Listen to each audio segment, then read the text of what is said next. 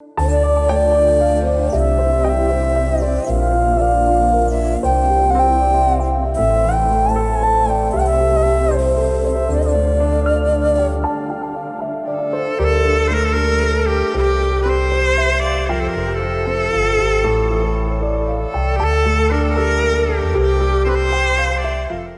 వందనాలండి. ఈరోజు వాక్య ధ్యానాంశం రూతు గ్రంథము 1వ అధ్యాయము 16వ వచనం చూద్దాం. చూడండి. అందుకు రూతు, నా వెంబడి రావద్దనియు నన్ను విడిచిపెట్టుమనియు నన్ను బ్రతిమాలు కొనవద్దు. నీవు వెళ్ళు చోటనే నేను వచ్చేదను, నీవు నివసించే చోటనే నేను నివసించేదను. నీ జనమే నా జనము, నీ దేవుడే నా దేవుడు. రూతు గ్రంథము 1వ అధ్యాయము 16వ వచనం చూసుకున్నట్లయితే గనక ఇక్కడ రూతు మాట్లాడుతుందన్నమాట. ఎవరితో మాట్లాడుతుంది? నయోమితో రూతు మాట్లాడుతుంది. నయోమితో రూతు ఎందుకు మాట్లాడుతుంది అంటే గనక, నయోమి ఎవరు? నయోమి రూతు యొక్క అత్తగారు. ఇక్కడ రూతు గురించి మనం ఇంకా తెలుసుకోవాలి అంటే కనుక ముందు మనకు ఎవరు తెలియాలి అంటే నయోమి తెలియాలి. ఎందుకు నయోమి తెలియాలి అన్నానంటే కనుక, ఈ యొక్క రూతు గ్రంథం మొదటి అధ్యాయం 1వ వచనం దగ్గర నుంచి గనక మనం చూస్తే గనక ఈ నయోమి కుటుంబము బెత్లెహేము ప్రాంతంలో నివసించినట్లుగా ఉంది. అయితే అక్కడ కరువు వస్తుందని వీళ్ళంట ఎక్కడికి వెళ్ళారంట? మోయాబు దేశానికి వెళ్ళారంట. ఎంతమందిగా వెళ్ళారు? వీళ్ళు కుటుంబంగా వెళ్ళారు. అంటే భార్య, భర్త, 2 కుమారులతో కుటుంబంగా ఐగుప్తు దేశమునకు మోయాబు దేశమునకు వెళ్ళారు. అయితే ఈ మోయాబు దేశంలో వీళ్ళు ఉంటూ ఉండగా మొదట భర్తను కోల్పోయింది, తర్వాత 2 కుమారుల్ని కోల్పోయింది.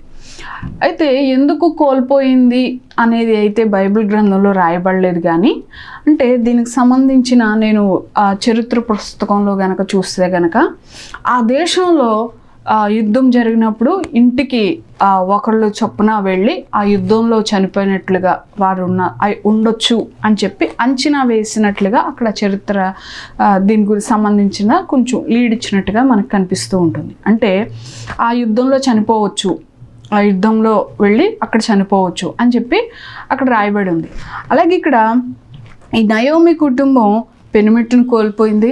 తర్వాత 2 అప్పటికి కుమారులకి వివాహం చేసింది కాబట్టి అయితే ఆమెకి 2 కోడళ్ళు ఉన్నారనమాట. మరి ఇక్కడ రూతు ఒక్కలే కనిపిస్తున్నారండి. ఇంకొక కోళ్ళ కూడా ఉండాలి కదండి. మరి ఆ కోళ్ళు ఏమైందండి అంటే కనుక 2 కుమారులు చనిపోయిన తర్వాత ఈమె ఒంటరి అయిపోయి, అంటే 3 వెధవరాళ్ళు మిగిలారనమాట. కుటుంబంగా వెళ్ళారు ఆ దేశానికి, ఇప్పుడు 3 వెధవరాళ్ళు మిగిలిన తర్వాత ఇప్పుడు నయోమి అనుకుంటుందన్నమాట, నేను నా దేశానికి వెళ్ళిపోతాను. ఇక్కడ బెత్లెహేము రొట్టెలు గల ఇల్లు, సమృద్ధికి చిహ్నంగా ఆ దేశం ఉంది, ఆ ప్రాంతం ఉంది. అయితే ఈమె ఆ ప్రాంతాన్ని కరువు వస్తుందేమో అని చెప్పి కుటుంబంగా కూడి ఇక్కడికి వచ్చారు. కానీ మోయాబ్ దేశానికి వచ్చారు. ఇప్పుడు తన భర్తని 2 కుమారుల్ని కోల్పోయి వెధవరాళ్ళుగా 3 మిగిలిపోయిన తర్వాత ఇప్పుడు నయోమి ఒక నిర్ణయం తీసుకుంది. కోడలను పిలిచి కూర్చోబెట్టింది.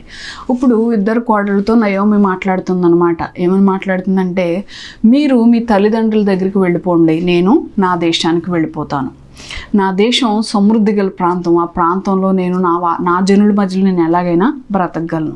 కాబట్టి మీకు ఇంకా జీవితం ఉంది, కాబట్టి మీరు మీ తల్లిదండ్రుల దగ్గరికి వెళ్ళిపోండి అని చెప్పి ఆమె కోడళ్ళకి చెప్తున్నట్లుగా ఉంటుంది. అయితే అలా 3 కూడా ప్రయాణం అయ్యారు మార్గం మధ్యలో. అయితే కోడళ్ళు వెళ్ళిపోవాల్సిన పరిస్థితి అనమాట. అయితే 15వ వచనం చూస్తుంటే, ఆమె, ఇదిగో నీ తోడుకోడలైన జనుల యొద్దకు తన దేవుని యొద్దకును తిరిగిపోయేదినదే, నీకును నీ తోడుకోడలు వెంబడి వెళ్ళమనెను. అక్కడ ఇంకొక ఆమె కూడా ఉంది, వార్బా ఆమె పేరు. ఈమె పేరు రూత్ అయితే ఆమె పేరు వార్బా. 2 తోడుకోళ్ళై ఉన్నారు.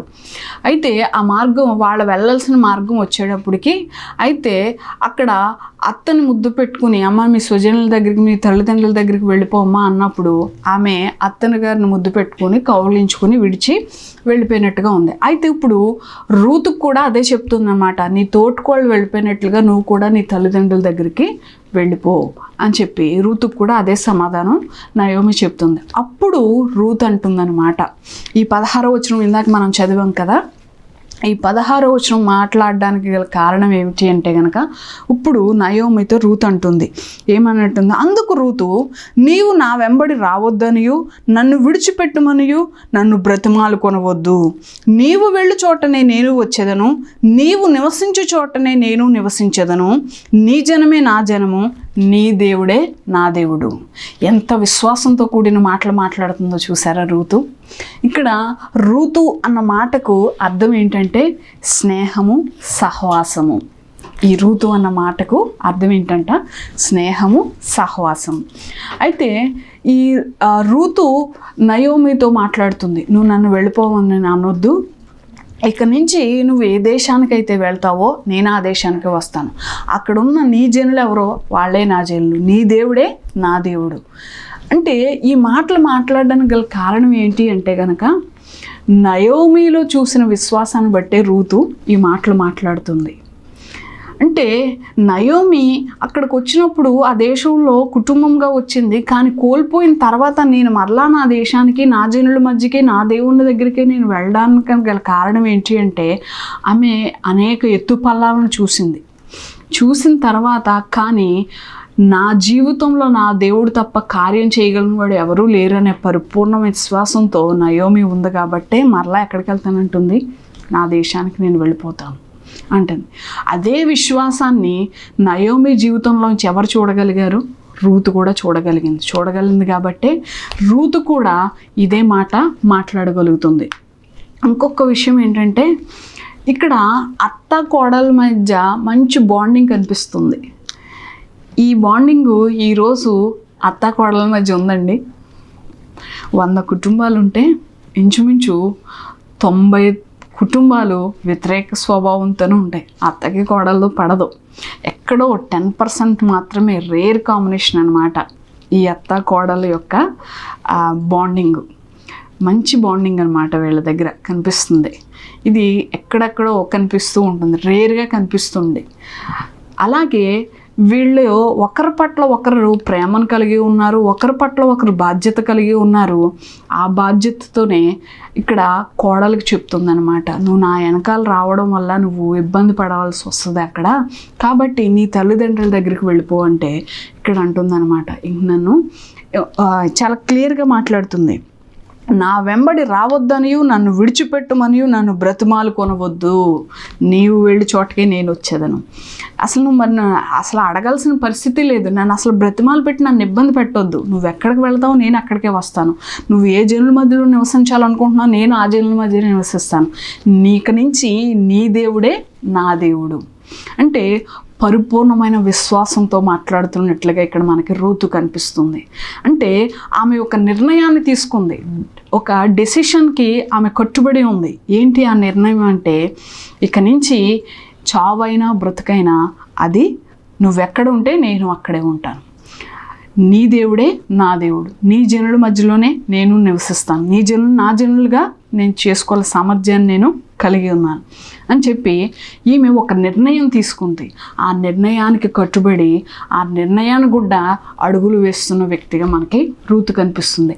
మరి ఈమె నిర్ణయాన్ని బట్టి ఈమె జీవితం ఏ విధంగా మార్చబడింది అనేది మన యొక్క ఈ రూతు యొక్క జీవితం నుంచి మనం ఇంకొన్ని విషయాలు చూద్దాం. చూడండి, అయితే 22వ వచనం దగ్గరికి వచ్చేటప్పటికి, అయితే అట్లు నయోమియు ఆమెతో కూడా మోయాబురాలైన రూతు అను ఆమె కోడలను మోయాబు దేశము నుండి తిరిగి వచ్చిరి. వారిద్దరూ యావల కోత ఆరంభములో బెత్లెహేము చేరిరి. ఇక్కడ మనకి కనిపిస్తుందన్నమాట, వీళ్ళు ఏ సమయంలో వచ్చారంట, యావల కోత ఆరంభంలో, అంటే గోధుమ కోత సమయానికి వీళ్ళు ఎక్కడి నుంచి వచ్చారు, మోయాబు దేశం నుంచి. ఇక్కడ రూతు గురించి కూడా క్లియర్గా రాయబడి ఉంది, మోయాబు దేశస్తురాలైన రూతు ఆ నయోమి ఆమె కోడలను మోయాబు దేశం నుండి ఎక్కడికి వచ్చారంట, బెత్లెహేముకు వచ్చారు. ఇప్పుడు ఆమె నిర్ణయం గుండా నడవడం బట్టి ఈమె ఎక్కడ అడుగు పెట్టగలిగింది? సమృద్ధి గల ప్రాంతంలో వారిద్దరూ కూడా అడుగు పెట్టగలిగారు. ఇక్కడ బెత్లెహేము, యావల కోత ఆరంభంలో బెత్లెహేము చేరురి. సమృద్ధి, బెత్లెహేము ఇందాక మనం మాట్లాడుకున్నాం కదా, బెత్లెహేము దేనికి? ఆహారంకు సమృద్ధి, రొట్టెలు గల ప్రాంతం అది. అంటే సమృద్ధి గల ప్రాంతానికి వీళ్ళు మరలా చేరుకోవడం జరిగింది. ఎందును బట్టి? వీరు అక్కడ తీసుకున్న నిర్ణయాన్ని బట్టి ఆ దేశంలో అడుగు పెట్టడం జరుగుతుంది. ఈరోజు మరి నీ నిర్ణయం ఏమై ఉంది? ఈరోజు మనం కూడా చాలా నిర్ణయాలు తీసుకుంటూ ఉంటాం. అందులో సక్సెస్ఫుల్గా అంటే మన తీసుకున్న నిర్ణయాన్ని బట్టి సక్సెస్ చూసేది తక్కువ కనిపిస్తూ ఉంటుంది. ఫెయిల్యూర్స్ కూడా అదే విధంగా మనకి కనిపిస్తూ ఉంటాయి. కానీ కొన్నిసార్లు మనం తీసుకున్న నిర్ణయం కఠిన పరిస్థితుల్లో కఠినతరంగా ఉంటాయి. కానీ అవి మనకి తీసుకోవాల్సిన పరిస్థితులు, ఖచ్చితంగా తీసుకోవాల్సిన పరిస్థితులు వస్తూ ఉంటాయి. కానీ ఎప్పుడైతే నీ నిర్ణయం ఏదైతే తీసుకుంటున్నావో ఆ నిర్ణయం దేవుని చిత్తానుసారమై తీసుకుని ఉంటే గనక అది నీకు మేలుకరంగా నీ జీవితాన్ని మలుస్తూ ఉంటుందన్నమాట. కొన్నిసార్లు మనం సొంత ఆలోచన చొప్పున, మన సొంత నిర్ణయాలను చొప్పున అడుగులు వేస్తూ ఉంటాం. దాంట్లో నష్టాన్ని మనం చవి చూస్తున్న వారుగా ఉంటాము. కానీ ఇక్కడ నువ్వు ఏ నిర్ణయం తీసుకోవాలనుకుంటున్నా దాన్ని నువ్వు ఇది నీ చిత్తమా కాదా, ఈ నిర్ణయం ఇది నా ఎడల నీ చిత్తం అయ్యిందా లేదా అని నువ్వు దేవుని సన్నిధిలో కనిపెట్టి నిర్ణయం తీసుకుంటే అది నీకు ఆశీర్వాదకరంగా ఉంటుంది, అది నీకు మేలుకరంగా ఉంటుంది, అది నిన్ను దీవెనకరంగా నిన్ను నడిపిస్తూ ఉంటుంది. ఇక్కడ రూతు నిర్ణయం ఆమె తీసుకున్న నిర్ణయాన్ని బట్టి ఆమె జీవితాన్ని మార్చిన విధంగా ఉంది. ఏమండి, ఆమె తీసుకున్న నిర్ణయం అంత ఇదిగా ఎలా మార్చేసిందండి అంటే కనుక ఆమె ఒక్కొక్క అడుగు వేసినప్పుడు ఆశ్చర్యకరంగా ఉంటుంది. ఎందుకు ఆశ్చర్యకరంగా ఉంటుంది అంటే వీళ్ళు ఆ మోయాబు దేశం నుండి ఆ బెత్లెహేము ప్రాంతానికి వచ్చేటప్పటికి ఇద్దరు స్త్రీలుగా వచ్చారు. ఇద్దరు ఏమై ఉన్నారు? స్త్రీల కంటే అక్కడ వెధవరాండ్లు అయిన స్త్రీలు అని చెప్పగలగాలి. అంటే ఇద్దరు వెధవరాండ్లు అయి ఉన్నారు. ఈ దేశానికి వచ్చారు. ఈ దేశానికి వచ్చేటప్పటికి వీళ్ళు కోత ఆరంభ సమయంలో వచ్చారు.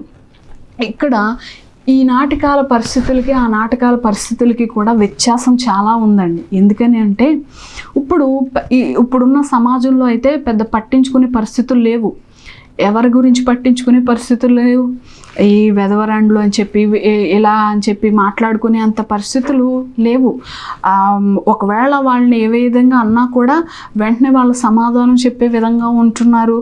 అలాగే క్లియర్గా కనిపించే పరిస్థితులు కూడా ఈరోజు ఏమీ లేవు. సమాజంలో వాళ్ళకంటూ నాటి కాలానికి అయితే వాళ్ళకంటూ ఒక వేషధారణ, వారికంటూ ఒక ఫుడ్ ఐటెము, వారికంటూ ఒక ఈ విధంగానే ఉండాలి అని చెప్పి కొన్ని కట్టుబాట్లు అయితే ఉన్నాయి. కానీ రాను అవి మారిపోతూ వచ్చినాయి. అవునా కాదా? కాబట్టి ఇప్పుడు పెద్ద పట్టించుకునే పరిస్థితులు ఏం. కానీ ఆనాటి కాల పరిస్థితుల్లో వీటి గురించి పర్టికులర్గా పట్టించుకునే పరిస్థితులు ఉన్నాయి. కానీ వాటన్నిటిని ఎదుర్కొని వారి సొంత ప్రాంతానికి, వారి సొంత దేశానికి వచ్చి సమృద్ధి గల ప్రాంతంలో వీళ్ళు అడుగుపెట్టి వీరి నిర్ణయాన్ని గుండా వీళ్ళు నడవడం మొదలుపెట్టారు. మరి వీరి నిర్ణయం ఏ విధంగా ఉందంటే మొదట అడుగు దేని వైపు నడిపించిందంట? వీళ్ళ నిర్ణయం సమృద్ధి గల ప్రాంతంలోకి వీళ్ళని అడుగు పెట్టే విధంగా వీళ్ళ నిర్ణయం చేసింది. అలాగే మరొక మాట ఉంది చూడండి. రూతు గ్రంథం 2:12 చదువుదాం. వచనం దగ్గరికి వచ్చేటప్పటికి, యెహోవా నీవు చేసిన దానికి ప్రతిఫలం ఇచ్చును, ఇశ్రాయేలు దేవుడైన యెహోవా రెక్కల కింద సురక్షితముగా నుండునట్లు నీవు వచ్చితివి. ఎవరి రెక్కల కిందకు వచ్చారంటే వీళ్ళు? బంధువుల రెక్కల కిందకు వచ్చారా? పూర్తి స్నేహితుల రెక్కల కిందకు వచ్చారా? లేదు. ఎవరి రెక్కల కిందకు వచ్చారంట? ఇశ్రాయేలు దేవుడైన యెహోవా రెక్కల కిందకి వీళ్ళు వచ్చారంట. చూడండి, ఆ వచనం చూడండి. యెహోవా నీవు చేసిన దానికి ప్రతిఫలం ఇచ్చును, ఇశ్రాయేలు దేవుడైన యెహోవా రెక్కల కింద సురక్షితముగా ఉండునట్లు నీవు వచ్చితివి. ఎవరి రెక్కల కింద సురక్షితం ఉందంట? ఆయన రెక్కల కింద సురక్షితం ఉందంట. ఈరోజు మనం కూడా చాలామంది రెక్కలను ఆశ్రయిస్తూ ఉన్నాము. అంటే వాళ్ళ చేతుల కిందకి వెళ్ళాలని ఆశపడుతూ ఉన్నాం. ఎవరి చేతుల కిందకి? ఎవరైతే గనులయ్యగా ఉన్నారో వారి సహాయ నిమిత్తం వాళ్ళ చేతుల కింద వెళ్ళాలని ఆశపడుతూ ఉంటాము. ఎందుకని? నీకు వచ్చిన సమస్యను బట్టి, నీకు వచ్చిన ఇబ్బందిని బట్టి. కానీ దేవుడు నిన్ను సంరక్షించేవాడుగా ఉన్నాడు, నిన్ను రక్షించేవాడుగా ఉన్నాడు, నీకు సమృద్ధిని కలగజేసేవాడుగా ఉన్నాడు. ఆయన రెక్కల కింద నిన్ను సురక్షితంగా ఆయన కాచుచున్నవాడుగా ఉన్నాడని ఇన్ని వాగ్దానాలు దయచేసిన దేవుణ్ణి మనం మర్చిపోయంట ఎవరి దగ్గరికి పరుగులు పెడుతున్నామంట? ఈరోజు మనుషుల యొద్దకు పరుగులు పెడుతున్న వారుగా ఉన్నాం, మనుషుల సహాయం కొరకు అద్దిస్తున్న వారుగా మనం ఉన్నామంట. కానీ మనం కలిగి ఉన్న దేవుడు ఏమై ఉన్నాడంట? గొప్ప దేవుడు అయి ఉన్నాడు. కాబట్టి ఆయన కలిగి ఉన్న మనం ఆయన వైపు చూచేవారుగా ఉండాలి, కానీ మనుషుల వైపు చూచేవారుగా మనం పరుగులు పెట్టకూడదు. ఆయన రెక్కల కిందకి నువ్వు రావడానికి నిన్ను నువ్వు సిద్ధపరచుకోవాలి. ఆయన రెక్కల కింద నీకు సురక్షితమైన ఆయన రెక్కల కింద నీకు సురక్షితం కలగజేసే ఆయనగా ఉన్నాడు. ఆయన చూడండి, సురక్షితంగా ఉండునట్లు నీవు వచ్చితివి అంటే ఆయన రక్షల కింద నిన్ను సురక్షితంగా ఆయన రక్షించేవాడుగా ఆయన ఉన్నాడు. మరి నువ్వు ఆయన రెక్కల కిందకి రావడానికి ఇష్టపడుతున్నావా? ఇక్కడ రూతు ఇష్టపడింది కాబట్టి ఈరోజు ఆమె అన్య దేశంలోంచి వచ్చింది, కానీ ఈరోజు ఎక్కడ అడుగుపెట్టింది? సమృద్ధి గల ప్రాంతంలో, దేవుని దేశంలో అడుగుపెట్టింది. ఇశ్రాయేల్ దేవుడి రెక్కల కిందకి ఆమె అడుగు పెట్టగలిగింది. అంటే ఒక్కొక్క స్టెప్ ఆమె జీవితం మార్చబడుతుందా లేదా? మార్చబడుతుంది. ఎందుని బట్టి మార్చబడుతుంది? ఆమె తీసుకున్న నిర్ణయాన్ని బట్టి ఆమె జీవితం మార్చబడింది. ఈరోజు నీ నిర్ణయం ఏ విధంగా ఉంది? మన నిర్ణయాలు కూడా మనం ఇందాక మాట్లాడుకున్నాం కదా, చాలా వరకు మన నిర్ణయాలు కూడా మనం తీసుకుంటూ ఉంటామంట. ఏ నిర్ణయాలు తీసుకుంటాము మన జీవితంలో అంటే మన ఆలోచన బట్టి నడుచుకుంటూ వెళ్ళిపోతామంట. ఏదైనా ఒక నిర్ణయం తీసుకునేటప్పుడు ఇది దేవుని చిత్తమా కాదో అని మనం తెలుసుకోగలగాలి. ఏమంటే ఎలా తెలుసుకోవాలి అంటే, నువ్వు ఏదైతే నిర్ణయం కూడా నువ్వు అడుగులు వేయాలనుకుంటున్నావో దాని నిమిత్తం నువ్వు ప్రార్థన చేసి దేవుని సన్నిధిలో నుంచి నువ్వు సమాధానం పొందగలగాలి. మరి సమాధానం వస్తుందా అంటే అసలు నువ్వు ప్రార్థన చేస్తేనే కదా సమాధానం వచ్చేది. ఒకసారి చేస్తావు, 2 సార్లు చేస్తావు, 3వసారి ప్రార్థన అనేటప్పటికి ఎన్నిసార్లు చేసినా దేవుని చెప్పేశాం కదా, అంతా ఆయనకి తెలుసు. అంటే సమాధానం వచ్చే వరకు కూడా నువ్వు వేచి ఉండకంగానే నీ నిర్ణయం గుండా అడుగులు వేసేస్తున్నావు. దాంట్లో వచ్చిన దుష్ఫలితాలను బట్టి వచ్చిన దాన్ని బట్టి కూడా మరలా మనం ఎవరిని అడుగుతున్నాం? దేవుణ్ణి అడుగుతున్నాం. ప్రభువా నువ్వు నన్ను చూడట్లేదా తండ్రి? ప్రభువా నేను ఈ విధంగా ప్రార్థన చేశాను, అయినా నీ చిత్తం నా పట్ల ఇది కాదా ప్రభువా అని చెప్పి అప్పుడు మరలా కూడా అది జరిగినా జరగకపోయినా కూడా మనం ఎవరిని అడుగుతున్నాం? దేవుణ్ణి అడిగేవారుగా ఉంటున్నాం. కానీ ఇక్కడ రూతు ఖచ్చితమైన నిర్ణయాన్ని తీసుకుంది. ఆ నిర్ణయానికి కట్టుబడి ఎటువంటి శ్రమ వచ్చినా, ఎటువంటి ఇరుకు వచ్చినా, ఇబ్బంది వచ్చినా ప్రతి దాంట్లో కూడా ఆ నిర్ణయాన్ని బట్టి దేవుని చిత్తాన్ని ఎరిగి అడుగు వేసిన వ్యక్తిగా మనకి రూతు కనిపిస్తుంది. మొదట ఈమె నిర్ణయాన్ని బట్టి మొదట అడుగు దేని వైపు వేసింది? సమృద్ధి గల ప్రాంతం వైపు ఈమె అడుగేసింది. 2వ అడుగు ఆమెని సురక్షితమైన రెక్కల కిందకి ఆమెను చేర్చగలిగింది. అలాగే ఇంకొక మాట చూపిస్తాను చూడండి. రూతు గ్రంథము 4వ అధ్యాయము 4వ వచనం చూసుకున్నట్లయితే, ఈ పుర నివాసుల ఎదుటను నా జనుల పెద్దల ఎదుటను ఈ భూమిని సంపాదించుకొనుము, ఏమనగా దాన్ని విడిపించుటకు నీవు ఒప్పుకొని ఎడల విడిపింపుము, దాన్ని విడిపింపను ఎలని ఎడల అది స్పష్టంగా నాతో చెప్పుము, నీవుగాక దాన్ని విడిపింపవలసిన బంధువెవడునూ లేడు, నీ తరువాతి వాడును నేనే అని బంధువునితో చెప్పెను. అందుకతడు నేను విడిపించేదనను.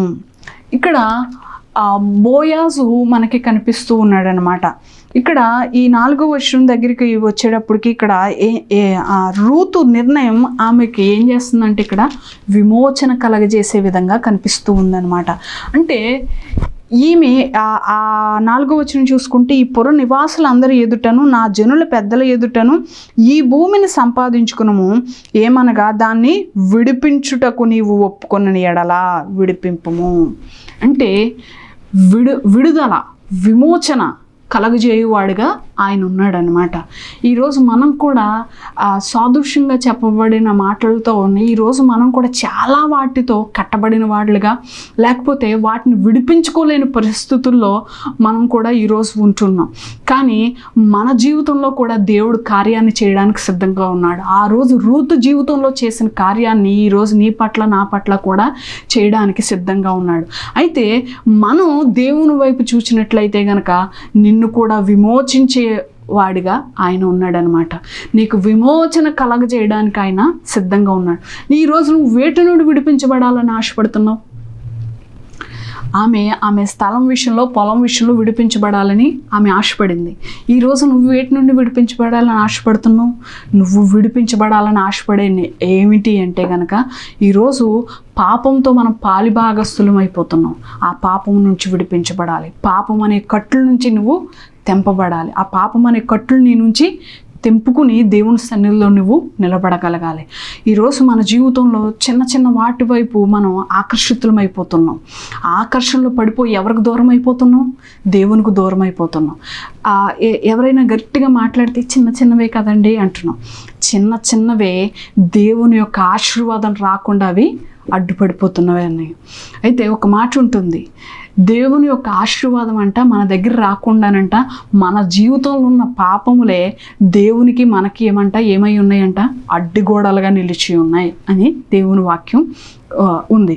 అయితే మన పాపములు మన ఆశీర్వాదానికి రాకుండా అవి ఏమై ఉన్నాయంట, అడ్డుగోడలుగా ఉన్నాయి. ఈరోజు వాటి నుండి నువ్వు విడిపింపబడాలి. వాటి నుండి నువ్వు విమోచన చెందాలి. వాటి నుండి విమోచించబడాలి. ఇక్కడ రూతు విమోచించబడింది. అలాగే ఇంకొక మాట చూపిస్తాను చూడండి. రూతు గ్రంథము 4వ అధ్యాయము 11వ వచనం చూసుకున్నట్లయితే, అందుకు పురద్వారము నుండిన ప్రజలందరూ పెద్దలను, మేము సాక్షులము, యెహోవా ఇంటికి వచ్చిన ఆ స్త్రీని ఇశ్రాయేలు వంశమును వర్ధిల్లజేసిన రాహేలును పోలినదిగాను లేయాను పోలినదిగాను చేయునుగాక. ఆశీర్వదించబడుతుందన్నమాట. ఈమె ఎక్కడ ఆశీర్వదించబడుతుంది? ఎక్కడి నుంచి వచ్చి ఆశీర్వదించబడుతుంది? మోయాబు దేశం, దేవుని ఎరగని ప్రాంతం నుంచి, దేవుని ఎరగని జనాంగంలోంచి ఈమె బయటకు వచ్చి దేవుని చేత ఆశీర్వదించబడమే కాకుండా, ఇశ్రాయేలు వంశంలో ఈమె చేర్చబడమే కాకుండా, యేసుక్రీస్తు వంశావళిలో ఈమె కూడా ఒక పాత్ర వహించిన వ్యక్తిగా అట్టి స్థితిలోకి ఈమె ఆశీర్వదించబడింది. ఎందుకు ఈమె ఈ విధంగా ఆశీర్వదించబడడానికి కారణం ఏంటంటే, ఆ రోజు ఆమె తీసుకున్న నిర్ణయాన్ని బట్టి, ఆ రోజు ఆమె తీసుకున్న నిర్ణయానికి కట్టుబడి అడుగులు ఆమె వేసుకుంటూ వచ్చింది. కాబట్టి ఈరోజు ఆమెకి అటువంటి ఆశీర్వాదం రావడమే కాకుండా అక్కడ ఉన్నవారు కూడా ఆమెను ఆశీర్వదిస్తున్నారనమాట. ఇశ్రాయేలు వంశములకు రాహేలు ఎలా వచ్చిందో, లేయా ఎలా వచ్చిందో, లేయా ఏ విధంగా ఇశ్రాయేలు వంశానికి ఒక సాధకురాలుగా ఎలా ఉపయోగపడిందో, రాహేలు ఎలా ఉపయోగపడిందో, రానున్న కాలంలో రూతు కూడా అలాగే అక్కడ వారికి ఉపయోగపడుతుంది అని చెప్పి వారు ఆశీర్వదించినట్లుగా ఉంటుంది. ఆశీర్వాదం రూతు పొందుకుందా లేదా? ఇశ్రాయేలు వంశావళిలో ఈమె కూడా ఒక పాత్ర, 4 స్త్రీలు పాత్ర వహించారు. అందులో ఒక స్త్రీ రూతు కూడా. అంటే యేసుక్రీస్తు వంశావళిలో ఆమె ఒక పాత్ర వహించిన వ్యక్తిగా ఉంది. అంటే ఒక మోయాబురాలు, అన్యురాలు అయినప్పటికీ కూడా ఆమె యేసుక్రీస్తు వంశావళిలో పాత్ర వహించే స్థితికి ఆమె ఎదగబడింది. అంటే ఆమె జీవించిన విధానం, ఆమె తీసుకున్న నిర్ణయం, ఆమె ఆ నిర్ణయం పట్ల కట్టుబాటు తను, ఇవన్నీ కూడా దేవుడు చూసాడు. కాబట్టి ఆమెని అట్టి స్థితిలో దేవుడు ఉంచాడు. ఈరోజు నీ నిర్ణయాన్ని బట్టి, నువ్వు వేస్తున్న అడుగులను బట్టి దేవుడు స్థిరపరచాలని ఆశపడుతున్నాడు. మరి నీ నిర్ణయం ఏ విధంగా ఉంది? అది దేవుడికి యోగ్యకరంగా ఉందా, అయోగ్యకరంగా ఉందా? దేవుని చిత్తాన్ని నెరవేర్చే స్థితిలో ఆ నిర్ణయం ఉందా, లేకపోతే దేవుని చిత్తాన్ని అణగదొక్కే స్థితిలో ఆ నిర్ణయం ఉందా? ఏ విధమైన నిర్ణయాన్ని ఈరోజు తీసుకుంటున్నావు? ఆ రోజు రూతు తీసుకున్న నిర్ణయాన్ని బట్టి, ఆ నిర్ణయానికి అనుగుణంగా ఆమె అడుగులు వేసిన విధానాన్ని బట్టి దేవుడు ఆమెను ఆశీర్వదించాడు. ఈరోజు నువ్వు కూడా నిర్ణయం తీసుకోవాల్సిన పరిస్థితి వచ్చింది. నీ నిర్ణయం నేను దేవుని గమ్యానికి చేర్చే విధంగా ఉండాలి. ఆ విధంగా నేను చేర్చబడాలి అంటే వాక్యాన్ని అనుసరించి నడిచే వ్యక్తిగా ఈరోజు నువ్వు ఉండాలి. దేవుడి ఈ మాటలు మన వేడుకల్లో దీవించునుగాక. విన్న వాక్యాన్ని బట్టి ప్రార్థన చేసుకుందామండి.